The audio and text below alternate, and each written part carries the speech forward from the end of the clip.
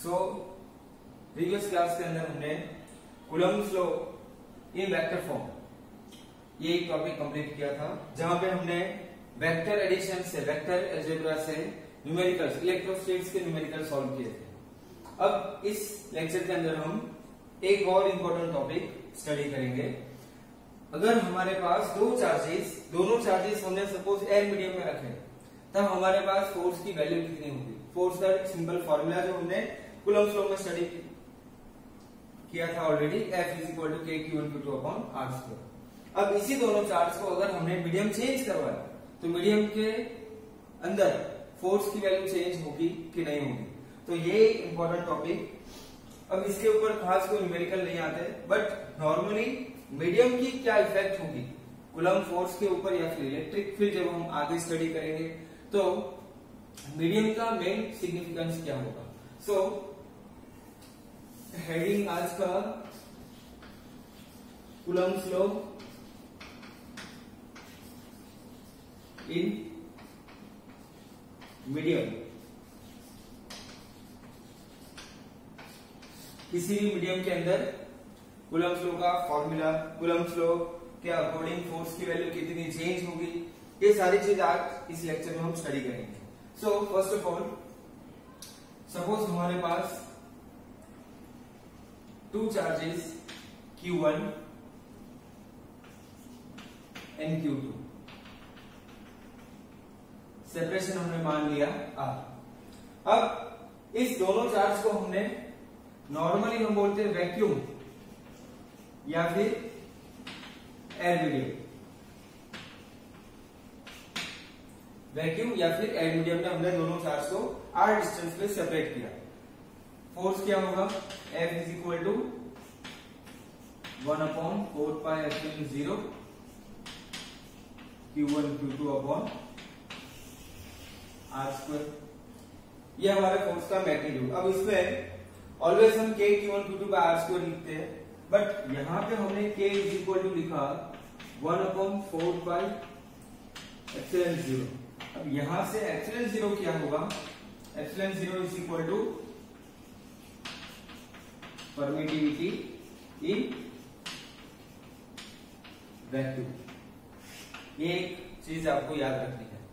अब हमारे पास ये दोनों charges Q1 and Q2 are distance पे सेपरेटेड है ऑलरेडी। इसी सिस्टम को अगर हमने पानी में डाल दिया, मतलब हमने मीडियम चेंज करवाया, पहले मीडियम था वैक्यूम और we can say air medium, but अगर हमने मीडियम चेंज किया तब ये फोर्स की वैल्यू कितनी चेंज होगी, ये सबसे इंपॉर्टेंट चीज आपको समझनी है। नॉर्मली हमने बोर्ड क्लासेस में ये डायरेक्टली फॉर्मूला स्टडी करते हैं इसका कि मीडियम की परमिटिविटी चेंज होगी और डाइलेक्ट्रिक कांस्टेंट मिलेगा। एक्चुअल इफेक्ट क्या होती है ये हम स्टडी करेंगे आज। फॉर एग्जांपल हमारे पास इसी दोनों charge Q1 Q2 are distance पे सेपरेटेड, बट पूरी सिस्टम को हमने पानी में डाला H2O। अब H2O का स्ट्रक्चर हमें पता है,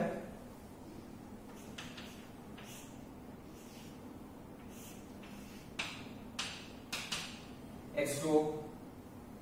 अब यहां से जैसे हमने Q1 Q2 चार्जेस को पानी के अंदर इंसर्ट किया, मतलब पूरी सिस्टम को हमने पानी के अंदर इंसर्ट किया, तब पानी का जो स्ट्रक्चर, जो हमारे H2O का स्ट्रक्चर है H प्लस O माइनस। अब O माइनस मतलब नेगेटिव चार्जेस भी है, पॉजिटिव चार्जेस भी है। अब रियलिटी में क्या इफेक्ट होगी इसके ऊपर, तो हमने यहां पे ये Q1 चार्ज रखा, यहां पे हमने ये Q2 चार्ज रखा। फॉर एग्जांपल हमें फाइंड आउट करना है Q1 चार्ज के ऊपर टोटल फोर्स, हमने Q2 को अभी साइड पे रखा। सपोज ये Q2 चार्ज हमारे पास नहीं है, जैसे ये Q1 चार्ज हमने पानी के अंदर इंसर्ट किया, Q1 पॉजिटिव चार्ज, अगर ये पॉजिटिव चार्ज होगा तो इसके अराउंड नेगेटिव चार्ज का अट्रैक्शन होगा। मतलब जैसे पानी के अंदर डाला ऑक्सीजन,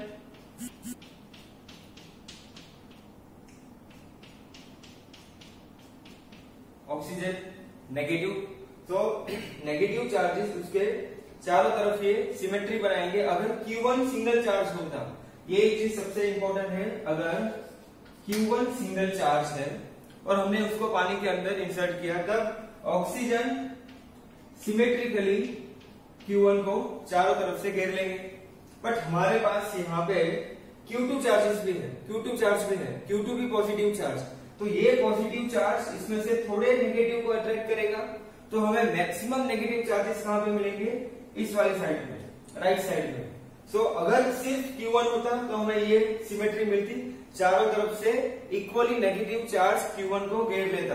बट अगर हमारे पास ये Q2 चार्ज है तो Q2 चार्ज यहां से नेगेटिव को भी अट्रैक्ट करेगा, तो Q1 के अराउंड ऑलरेडी नेगेटिव चार्जेस थे, बट बाकी के नेगेटिव चार्जेस भी वहां जाना चाहते हैं, मतलब Q2 के पास, पॉजिटिव चार्ज के पास, तो हमें Q1 की राइट वाली साइड पे, यहां पे इस वाले एरिया पे, इस वाले एरिया के अंदर हमें नेगेटिव चार्ज थोड़े ज्यादा मिलेंगे। सो अब हमें यहां से इफेक्ट कैलकुलेट करनी है।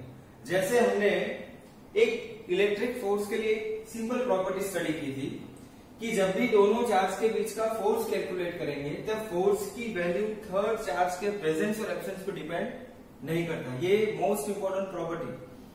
जैसे ये पहले Q1 Q2 थे, Q1 Q2 के बीच में फोर्स अप्लाई हुआ K Q1 Q2 by R²।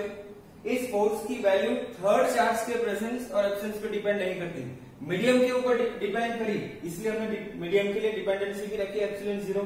यहाँ पे हमें वही चीज प्रॉपर्ली स्टडी करनी है कि अगर हमें Q1 के ऊपर नेट फोर्स फाइंड आउट करें तो Q1 के ऊपर Q2 की वजह से फोर्स कितना होगा, एक तो दोनों पॉजिटिव चार्ज, रिपल्सिव फोर्स होगा, तो एक फोर्स होगा हमारा F1 ये वाले डायरेक्शन में, F1 के ऊपर फोर्स कितना अप्लाई किया, 2 वाले में। अब ये जो नेगेटिव चार्जेस सब यहाँ पे जो पाइल अप हुए, ये नेगेटिव चार्ज Q1 के ऊपर भी फोर्स अप्लाई करेंगे, ये नेगेटिव चार्जेस Q1 को अट्रैक्ट करेंगे। किस वाले डायरेक्शन में फोर्स अप्लाई होगा, तो राइट वाले डायरेक्शन। सो ये सपोज हमारा Q1 चार्ज, तो यहाँ पे थोड़ा फोर्स इस नेगेटिव चार्जेस की वजह से लगेगा। ये नेगेटिव चार्ज कहां से मिला, जब हमने मीडियम चेंज किया, तो इस वाले फोर्स को हमने नाम दिया F इंड्यूस। तो एक फोर्स हमें इंड्यूस फोर्स मिला F12, एज इट इज जितना पहले फोर्स था उतना ही फोर्स हमें बाद में भी मिलेगा K Q1 Q2 by R²। सो ये एक प्रॉपर्टी आपको याद रखनी है कि कूलम फोर्स के अंदर जब भी दोनों चार्ज के बीच में फोर्स अप्लाई होगा तो फोर्स की वैल्यू थर्ड चार्ज के प्रेजेंस और एब्सेंस पर डिपेंड नहीं करती। इट मींस ये नेगेटिव चार्जेस हो या ना हो, F12 की वैल्यू फिक्स है, इसकी डायरेक्शन हमें लेफ्ट साइड मिली। अब एक्स्ट्रा वाला फोर्स हमें कौन सा मिला, जैसे हमने मीडियम चेंज किया, नेगेटिव चार्जेस यहाँ पे पाइल अप हो गए, तो ये नेगेटिव चार्जेस इस वाले Q1 को अट्रैक्ट करेंगे। सो इसीलिए हमें इस वाले डायरेक्शन में, राइट वाले डायरेक्शन में एक इंड्यूस फोर्स मिलेगा। अब हमें इस डायग्राम से, इस सिंपल स्ट्रक्चर से हमें पता लगाना है कि ये फोर्स की वैल्यू हमारी जो इनिशियल थी उससे इंक्रीज हुई या उससे डिक्रीज हुई। तो हमारा आंसर क्या होगा, F नेट हमारा F12 माइनस F इंड्यूस, मतलब फोर्स की वैल्यू हमारी डिक्रीज हुई। तो इसीलिए हमने ये चीज पढ़ी थी। हमारी बुक में ये सब पूरा एक्सप्लेनेशन नहीं दिया होता। नॉर्मली हम ये चीज पढ़ते हैं कि जैसे मीडियम चेंज किया, मीडियम की परमिटिविटी चेंज हुई, और परमिटिविटी जैसे चेंज हुई तो इसका मतलब कि एक मीडियम से दूसरे मीडियम के अंदर हम गए तो फोर्स की वैल्यू चेंज होगी। कितनी चेंज होगी, क्या चेंज होगी, इसके लिए हमने दो वर्ड याद रखे हैं, एक तो परमिटिविटी इन वैक्यूम, दूसरा परमिटिविटी इन मीडियम। और epsilon upon epsilon 0 is equal to epsilon r which is equal to dielectric constant. So dielectric constant जितनी वैल्यू कम होगी, इतनी चीज हमने सिर्फ पढ़ी थी। बट यहाँ पे आपको रियलिटी में ये पता चलेगा कि जैसे हमने मीडियम चेंज किया तो ड्यू टू मीडियम एक अलग टाइप का फोर्स भी हमें मिलेगा, F इंड्यूस, जो हमारे ओरिजिनल वाले फोर्स को अपोज करेगा। सो इसीलिए हमें नेट फोर्स की वैल्यू में थोड़ा डिक्रीमेंट मिला, इसीलिए नेट फोर्स की वैल्यू चेंज होगी जैसे हमने वैक्यूम टू अलग मीडियम के अंदर चार्जेस को ट्रांसफर किया। सो ये एक इंपॉर्टेंट कंसेप्ट आपको याद रखना है। अब ये F नेट की वैल्यू हमें कितनी मिलेगी, तो F net is equal to कि हमारे पास ओरिजिनल ऑलरेडी फोर्स था एक, अब इस फोर्स की वजह से कुछ ना कुछ वैल्यू चेंज हुई, तो कितनी वैल्यू चेंज हुई होगी, तो 1/4 पाई Q1 Q2 बाई R²। अब ये जो एप्सिलॉन हमने लिखा, ये इस मीडियम के लिए परमिटिविटी हमें शो करेगा, और इसी के लिए हमने एप्सिलॉन आर लिखा था, which is equal to dielectric constant capital K. तो ये सारे फंक्शनैलिटी आपको पता है इसके लिए कि फोर्स की value F in medium F by के, वैक्यूम से के टाइम्स डिक्रीज होगी। तो ये नॉर्मली इसका डिटेल कन्वर्सेशन कि क्यों वैल्यू चेंज होते हैं। सो वैल्यू चेंज होने का मतलब फोर्स की वैल्यू डिक्रीज होने का मेन रीजन हमें यहां से पता चलेगा। तो ये कंसेप्ट सिर्फ आपको याद रखना है, ये कोई आपके न्यूमेरिकल्स के लिए इतना कोई इंपॉर्टेंट चीज नहीं है, बट आपको इतना साइंस पता होना चाहिए कि हमने जैसे मीडियम चेंज किया तो फोर्स की वैल्यू किस टाइप से चेंज होगी। अब आपको इसी से एक क्वेश्चन भी पूछा जा सकता है, for example find force on Q1 by Q2 only. सिर्फ इतना क्वेश्चन, हमें ये सारी कंडीशन Q1 है, Q1 Q2 initially air medium में है, उसके बाद हमने एक H2 या फिर ऐसा मीडियम के अंदर हमने इस दोनों चार्जेस को प्लेस किया, तब उस कंडीशन के बाद Q1 के ऊपर Q2 से कितना फोर्स लगेगा, ये भी क्वेश्चन हमें पूछा जाएगा। हमने जैसे ये वर्ड देखा मीडियम, मतलब हमने डायरेक्टली फोर्स की वैल्यू डिक्रीज कर दी, बट हमें यहाँ पे पूछा है force on Q1 by Q2 only. Q2 only मतलब कि Q2 की वजह से जो फोर्स अप्लाई होगा Q1 पे, वही हमें सिर्फ कैलकुलेट करना है। और हमें ये प्रॉपर्टी पता होनी चाहिए कि जब भी दो चार्जेस के बीच में जो भी फोर्स होगा, वो फोर्स की वैल्यू थर्ड चार्ज के प्रेजेंस और एब्सेंस पे डिपेंड नहीं करती। तो हमारा ये सिंपल आंसर कितना आएगा, F12 is equal to K Q1 Q2 by R²। Normally maximum students ये मिस्टेक करेंगे यहाँ पे कि ये K Q1 Q2 by R², ये आंसर नहीं लिखेंगे, यहाँ पे डायरेक्टली मीडियम चेंज करेंगे, डायरेक्टली कांस्टेंट के टर्म में लिखेंगे पूरा फॉर्मूला। सो इसीलिए आपको ये चीज, ये प्रॉपर्टी भी याद रखनी है इस कंसेप्ट से, इसीलिए मैंने ये आपको कंसेप्ट अभी करवाया कि इसमें ये इंपॉर्टेंट कंसेप्ट होगा कि दो चार्ज के बीच का फोर्स किसी भी थर्ड चार्ज के प्रेजेंस और एब्सेंस पे डिपेंड नहीं करेगा। सेकेंड थिंग, किस मेथड से, कौन से साइंस से हमने ये पता लगाया कि फोर्स की वैल्यू डिक्रीज हुई। तो ये सारे कंसेप्ट हमें याद रखना है। और एक क्वेश्चन आपको आ सकता है इसी के अंदर से, मे बी सपोज हमारे पास दो चार्जेस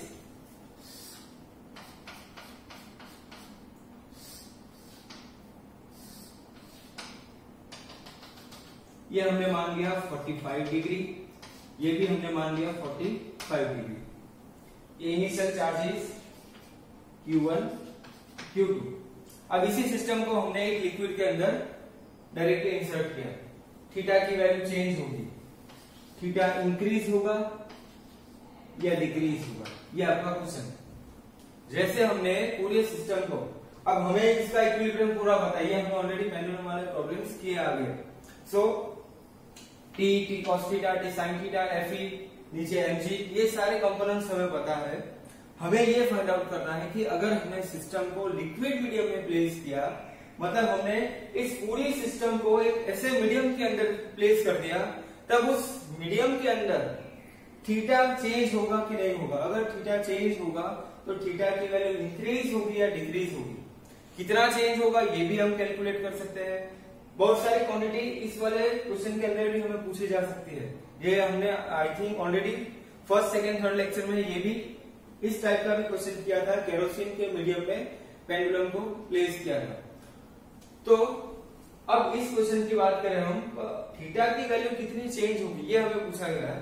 तो जैसे हमने लिक्विड मीडियम के अंदर इस पूरी सिस्टम को अप्लाई किया, तब हमें पता चलेगा, एक तो हमारे पास डाउनवर्ड डायरेक्शन में mg होगा, यहाँ पे इस वाले डायरेक्शन में Fe होगा, यहाँ पे t, ये एंगल 45, ये भी एंगल 45, ये होगा t cos थीटा, ये होगा t sin थीटा। बट जैसे मीडियम चेंज किया हमने, इस मीडियम की वजह से एक फोर्स हमारा और भी अप्लाई होगा अपवर्ड डायरेक्शन के अंदर, वो होगा बॉयंट फोर्स। बॉयंसी की वजह से ये दोनों पेंडुलम ऊपर जाने की ट्राई करेंगे, मतलब लिक्विड के द्वारा जो फोर्स अप्लाई किया उस फोर्स की वजह से ये पार्टिकल ऊपर जाने की ट्राई करेंगे। सो जो Q1 Q2 इनिशियली हमारे इस वाली पोजीशन पे थे, अब नीचे से जो फोर्स अप्लाई होगा जिसकी वजह से पार्टिकल थोड़े ऊपर जाएंगे। जितने ऊपर जाएंगे हमें पता होगा कि ये थीटा की वैल्यू चेंज होगी। ऊपर गए इट मीन्स की थीटा की वैल्यू इंक्रीज हुई, तो हमारा आंसर क्या होगा, थीटा इंक्रीज होगा।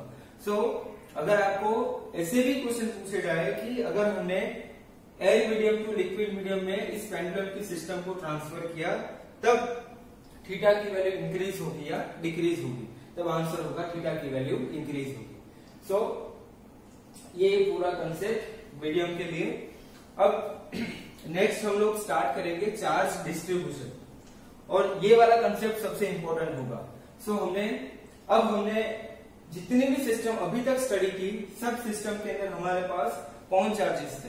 अब हमारे पास कोई पॉइंट चार्ज नहीं होगा, हम अलग अलग सिस्टम के लिए चार्ज डिस्ट्रीब्यूट करेंगे। उसी डिस्ट्रीब्यूशन ऑफ चार्जेस से हम डायरेक्टली फोर्स की वैल्यू और उसी के बेस पे इलेक्ट्रिक फील्ड की वैल्यू भी कैलकुलेट करेंगे। So please take a screenshot, उसके बाद हम ये न्यू टॉपिक स्टार्ट करेंगे।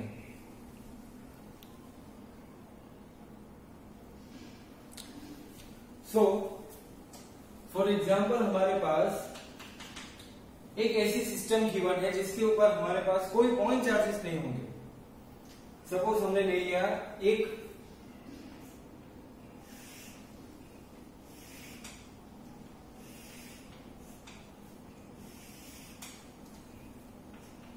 इस रॉड के ऊपर हमने पॉजिटिव चार्जेस को ऐसे डिस्ट्रीब्यूट किया। सपोज इसके ऊपर चार्ज है लैम्बडा कूलम पर मीटर। अब इस सिस्टम से इस वाले पॉइंट के ऊपर हमने चार्ज रखा Q। हमें इस वाले चार्ज के ऊपर टोटल फोर्स कैलकुलेट करना है। अब हम यहाँ पे कौन सा फॉर्मूला यूज कर सकते हैं, first Q1 Q2 by R²। तो Q1 की वैल्यू मतलब इसमें कितने चार्ज होंगे, चार्ज की वैल्यू हमारे पास नहीं है, बिकॉज हमने एक पूरी सिस्टम ली, एक पूरा ऑब्जेक्ट, एक पूरा बॉडी जिसके ऊपर हमने चार्जेस को डिस्ट्रीब्यूट किया है। अब इस डिस्ट्रीब्यूटेड चार्जेस से हमें इस वाले चार्ज के ऊपर टोटल फोर्स कैलकुलेट करना है। अब इसके लिए हम कौन सी सिस्टम यूज करेंगे, ये पूरा कंसेप्ट मोस्ट इंपोर्टेंट, बिकॉज ये सिस्टम हम 12th स्टैंडर्ड में और 11th स्टैंडर्ड में भी बहुत बार स्टडी करी भी होगी आपने, और 12th में आगे जाके भी हम सेम सिस्टम मैग्नेटिक फील्ड के लिए भी स्टडी करने वाले हैं। सो एक साथ दो अलग अलग कंसेप्ट, हम दो अलग अलग चैप्टर के कंसेप्ट हम एक साथ करेंगे। सो प्लीज इसको प्रॉपरली ध्यान से समझना है हमें। अगर हमें इस टाइप की सिस्टम गिवन होगी, ये तो हमने सिर्फ एक एग्जाम्पल लिया, अलग अलग एग्जाम्पल से हम सारे सिस्टम 1 by 1 सॉल्व करेंगे। बट अगर आपको दो पॉइंट चार्जेस नहीं दिए होंगे तब हम Q1 Q2 by R² ये फॉर्मूला यूज नहीं करेंगे, तब हमने एक नया मेथड यूज किया। फॉर एग्जाम्पल हमने आप में से एक बच्चे ने इसी ऑब्जेक्ट को 100 पार्ट्स में डिवाइड कर लिया, 100 पार्ट्स में डिवाइड कर लिया। एक एक पार्ट की वजह से हमने इस वाले चार्ज के ऊपर फोर्स कैलकुलेट किया, F1, F2, F3 up to 100 parts तक सारे पार्ट को हमने ऐड कर लिया, तब हमें एक आंसर मिला। हमें लगा कि ये हमारा जो आंसर होगा वो एक्यूरेट होगा, हमने ये चीज मान ली।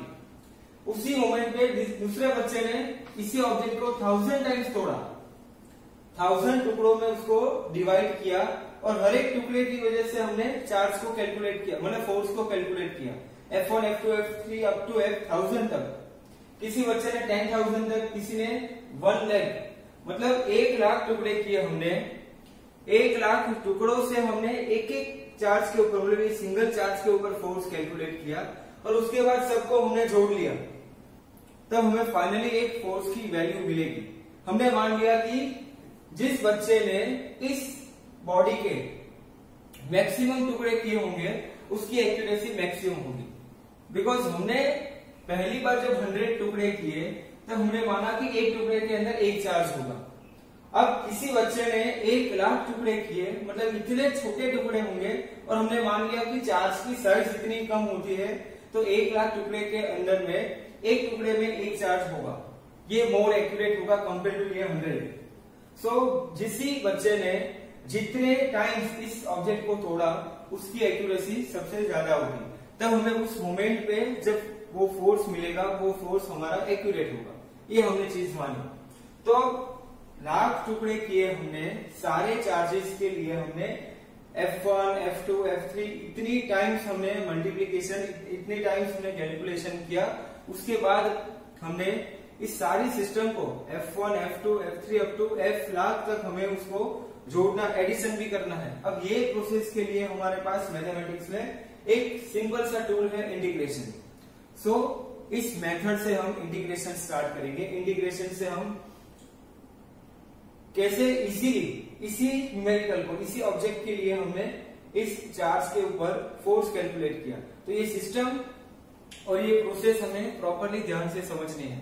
अगर हमने मान लिया कि इसी ऑब्जेक्ट को हमने इनफाइनाइट टाइम्स तोड़ लिया, इनफाइनाइट टाइम्स, तब उसकी एक्यूरेसी इनफाइनाइट टाइम्स हो जाएगी। सो अगर हमने इसको 100 बार तोड़ा, 1000, लाखों, मतलब 1 लाख टुकड़े किए हमने, इससे अच्छा हमने इसके इन्फिनिटी टुकड़े कर लिए, तो इसकी वजह से हमें जो एक्यूरेसी मिलेगी वो हमारी इनफाइनाइट हो जाएगी। मतलब ये हमारा प्योर आंसर होगा। सो अब इसको, इसी ऑब्जेक्ट को इनफाइनाइट टाइम हम कैसे तोड़ेंगे? इनफाइनाइट टाइम का मतलब क्या होगा कि हमने सपोज मान लिया कि इस ऑब्जेक्ट की लेंथ होगी L, इस रोड से A डिस्टेंस पे हमें चार्ज रखा है, इससे हमें ये फोर्स की वैल्यू कैलकुलेट करनी है। अब हमने ये एक सिस्टम मान ली कि इस ऑब्जेक्ट को हमें इनफाइनाइट टाइम्स तोड़ना होगा। सो हमने यहां से, सपोज यहां से x डिस्टेंस पे जाके इस रोड को dx पार्ट में तोड़ा। सिस्टम आपको प्रॉपरली याद रखनी है। जिस वाले चार्ज से हमें फोर्स कैलकुलेट करना है, उस चार्ज से x डिस्टेंस पे गए हम, x डिस्टेंस पे जाके dx मतलब स्मॉल सेगमेंट लिया। अब ये जो dx स्मॉल सेगमेंट होगा, इसके अंदर कितना चार्ज होगा, तब हमें ये पता है कि टोटल सिस्टम के लिए हमारे पास लैम्डा कूलम पर मीटर, ये हमें चार्ज डिस्ट्रीब्यूशन गिवन है। तो ये dx लेंथ के अंदर हमें कितना चार्ज मिलेगा, तो dx लेंथ के अंदर हमें चार्ज कितना मिलेगा, so dq is equal to lambda dx, इतना चार्ज मिलेगा हमें, बिकॉज हमने चार्ज डिस्ट्रीब्यूशन देखा था, lambda is equal to charge upon length. तो charge is equal to lambda into length, length कितनी ली हमने dx। तो आपको प्रोसेस नंबर 1 याद रखना है। इस बॉडी को इनफाइनाइट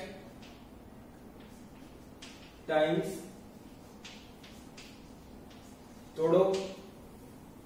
इनफाइनाइट टाइम्स हमने इसको तोड़ लिया। इसकी प्रोसेस क्या होगी, x पे जाके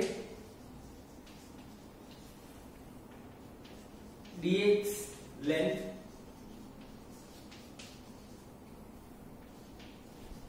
सिलेक्ट करो, यह हमारा प्रोसीजर नंबर 2 होगा। अब dx लेंथ के अंदर चार्ज कितना होगा, dq, यह हमने थर्ड स्टेप लिया। फोर्थ स्टेप के अंदर इस dq चार्ज की वजह से इसके ऊपर फोर्स कितना होगा, df, एंड लास्ट पॉइंट होगा हमारा F is equal to integration of df। ये हमारा सिंपल प्रोसीजर। कोई भी इनफाइनाइट वायर, इनफाइनाइट प्लेन हम सिलेक्ट करेंगे, आगे जाके हमारे पास ऐसे बहुत सारे एग्जांपल्स होंगे। हमें एक सिंपल प्रोसीजर याद रखनी है कि इनफाइनाइट पार्ट में हम किसी भी ऑब्जेक्ट को तोड़ेंगे, देन अगर ये लेंथ गिवन होगी तो हम x डिस्टेंस पे जाके dx जितनी लेंथ सिलेक्ट करेंगे, dx लेंथ के अंदर कितना चार्ज होगा, dq चार्ज कैलकुलेट करेंगे, उसी dq चार्ज से हम df कैलकुलेट करेंगे, and finally f is equal to integration of df। So simple 4 या 5 स्टेप के अंदर हम इस टाइप के न्यूमेरिकल को सॉल्व करेंगे। तो ये स्टेप आपको याद रखने, फटाफट से इसको कॉपी कर लीजिए। इसके बाद हम 1 बाय 1 सारे प्रोसीजर स्टार्ट करेंगे। अब सपोज हमने ये dq is equal to lambda dx, ये हमने स्मॉल चार्ज की वैल्यू कैलकुलेट की। अब हमारे पास dq चार्ज मिला, सामने चार्ज है q, तब हमें df मिलेगा। df इज इक्वल टू क्या होगा, k q1 q2 bye r square. q1 मतलब dq मान लिया, सामने चार्ज q, अपॉन डिस्टेंस कितना होगा x स्क्वायर। तो df is equal to k q, dq के प्लेस पे हमने रखा lambda dx upon x square. ये हमारा थर्ड स्टेप हो गया। Now the final step, f is equal to integration of df।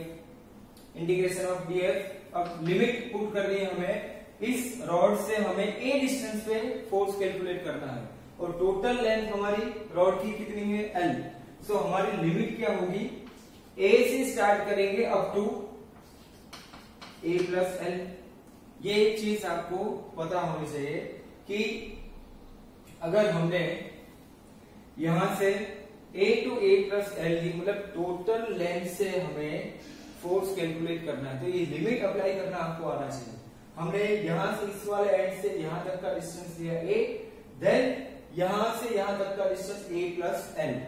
Final limit minus initial limit करोगे तब आपको टोटल लेंथ l मिलेगी। a plus l minus a cancel, बचेगा capital L, it means total length. तो ये एक चीज आपको याद रखनी, लिमिट कैसे अप्लाई करनी है। Now integration a to a plus l df के प्लेस पे हमारे पास k q lambda dx upon x square. So f is equal to, अब यहां से k q लैम्डा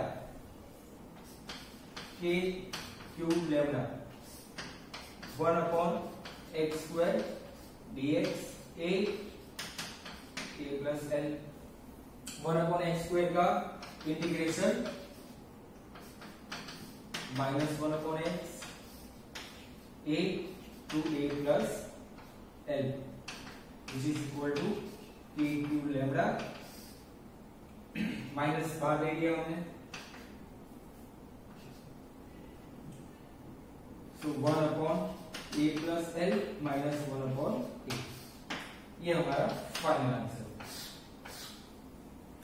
सो हमने इस प्रोसीजर के अंदर सबसे पहले स्मॉल लेंथ dx कैलकुलेट की। स्मॉल लेंथ का कंसेप्ट इनफाइनाइट पार्ट में तोड़ने का कंसेप्ट हमें पता चला, जितने टुकड़े हम ज्यादा करेंगे उतनी ही एक्यूरेसी हमें ज्यादा मिलेगी, इसलिए हमने इसी ऑब्जेक्ट को इनफाइनाइट टाइम्स तोड़ा। वहां से x डिस्टेंस पे जाके dx लेंथ को सिलेक्ट की, dx लेंथ पे dq चार्ज फाइंड आउट किया, dq चार्ज की वजह से df फाइंड आउट किया, और df का फाइनली इंटीग्रेशन किया। सो इस क्वेश्चन के अंदर, मतलब इस टाइप के क्वेश्चन के अंदर आपको इलेक्ट्रिक फील्ड भी पूछी जाएगी, सेम सिस्टम, बट यहाँ पे हमें चार्ज गिवन नहीं होगा। इलेक्ट्रिक फील्ड एक प्योर चार्ज की प्रॉपर्टी है। सो एक सिंगल चार्ज की प्रॉपर्टी इलेक्ट्रिक फील्ड, जब हम इलेक्ट्रिक फील्ड स्टार्ट करेंगे डिटेल में हम ये चीज भी डिस्कस करेंगे, बट ये सारे न्यूमेरिकल्स वापस रिपीट होंगे। सो उस टाइम पे हम सिर्फ इस न्यूमेरिकल को ओरली डिस्कस करेंगे, तो इसीलिए आपको अभी से चलने वाले सारे न्यूमेरिकल्स प्रॉपर्ली नोट डाउन कर रहे हैं। सारे न्यूमेरिकल्स इलेक्ट्रिक फोर्स के ऊपर डिपेंडेंट होंगे। सेम क्वांटिटी जब आप चार्ज से डिवाइड करोगे फोर्स को, तब हमें मिलेगी electric field. So electric field के लिए कैलकुलेशन आपको सेम न्यूमेरिकल्स के लिए अगेन खुद से करने होंगे, उस टाइम पे हम ये पूरा डिस्कशन नहीं करेंगे। So take a screenshot, then in the next lecture we will discuss some more examples.